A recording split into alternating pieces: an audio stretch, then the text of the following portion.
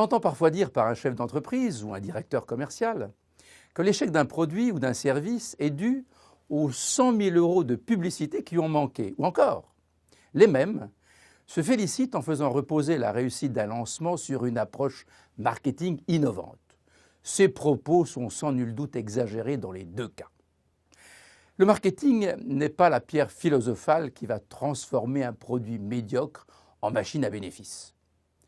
Le meilleur jockey au monde n'emportera pas le prix de l'Arc de Triomphe sur une mule. Mais, sans un bon marketing, l'échec pointera le bout de son nez. Alors, qu'est-ce que le marketing? En quoi est-il nécessaire, mais non suffisant, pour toute entreprise, tout domaine, toute activité? Bienvenue dans cette séquence, c'est à ces questions que nous allons répondre. Le marketing est un processus qui consiste à repérer sur un marché des attentes de clients non ou mal satisfaits et à leur proposer une offre de valeur différente ou supplémentaire de celles qui ont été imaginées par les concurrents. On observe ainsi que réduire le marketing à la publicité ou à l'innovation est erroné. Le cantonner dans la sphère marchande, dans les grandes entreprises, dans le domaine des biens de grande consommation, ne l'est pas moins.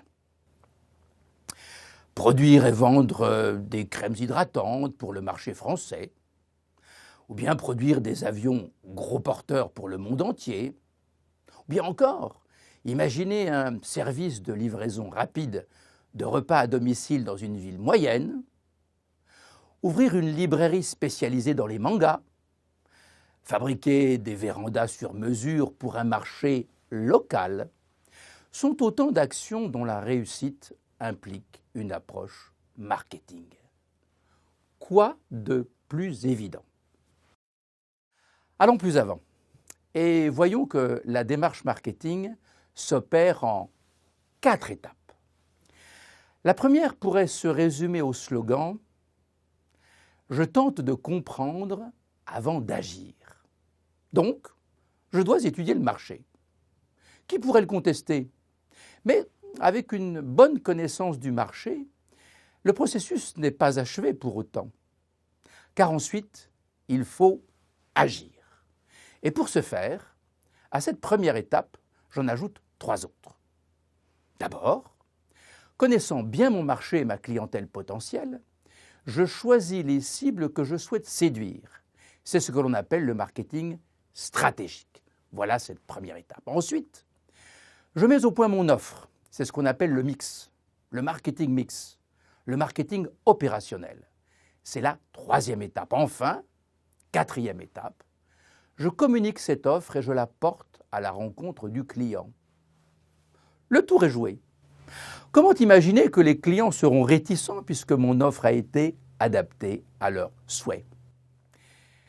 Vous l'avez compris, ce n'est pas aussi simple, et ceci pour 2 raisons. La première est que, comme dans tout processus de management en entreprise, le marketing peut commettre des erreurs. Mal déceler une attente, ne pas anticiper une évolution, opérer un mauvais choix de gamme de produits, sont des défauts bien moins rares qu'on ne peut l'imaginer. Et alors, toute la belle construction marketing passe de la vie au trépas. Une deuxième raison se nomme les concurrents. Le cauchemar quotidien peut-être d'un chef d'entreprise ou d'un directeur marketing se trouve plutôt du côté des concurrents que du côté des clients.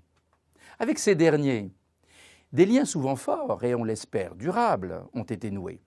En revanche, avec les concurrents, c'est bien différent. Ils s'ingénient, comme vous-même d'ailleurs, à déjouer les plans des autres et à lutter encore et encore. Dans la bataille commerciale, attaque et contre-attaque sont le lot de chaque jour.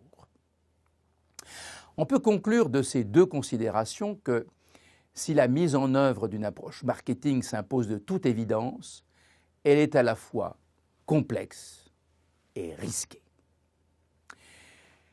L'idée d'une démarche marketing remonte sans doute, au travers des siècles, à la première vente ou au premier échange intervenu entre les hommes. Que de chemin parcouru depuis pour parvenir aujourd'hui à l'actualité. Cette actualité du marketing tient en deux mots, fidélisation et digital.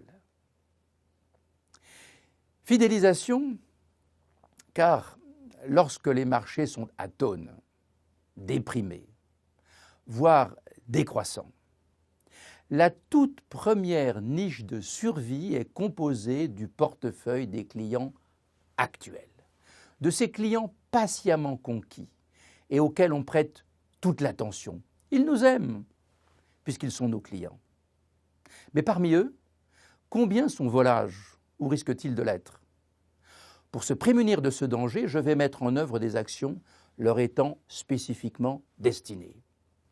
Une offre de valeur toujours mieux adaptée, un programme de fidélité avec des points, des récompenses, des gestes commerciaux réguliers, des privilèges de toutes sortes. Le marketing de la fidélisation prend le pas sur le marketing de la conquête. Car on sait que bien souvent, acquérir un nouveau client coûte 5 fois plus cher que de conserver un client fidèle. Le deuxième mot est digital. Digital car cette révolution, née de l'extraordinaire développement d'Internet, nous a assaillis et continue de le faire dans bien des domaines. Les clients passent plus de temps devant leur ordinateur et leur smartphone que devant leur téléviseur. Les réseaux sociaux livrent de nous la plus parfaite intimité. Nos données personnelles, nos cartes de paiement, notre géolocalisation, notre navigation sur Internet produisent une masse énorme d'informations. C'est le big data. Plus aucune entreprise ne peut ignorer le phénomène. De l'antique site Internet aux campagnes de communication sur Facebook, de la vente par correspondance au cross-canal, rien n'échappe à la révolution digitale. Pas moins le marketing que les autres domaines du management. Tous les services de l'entreprise sont impactés.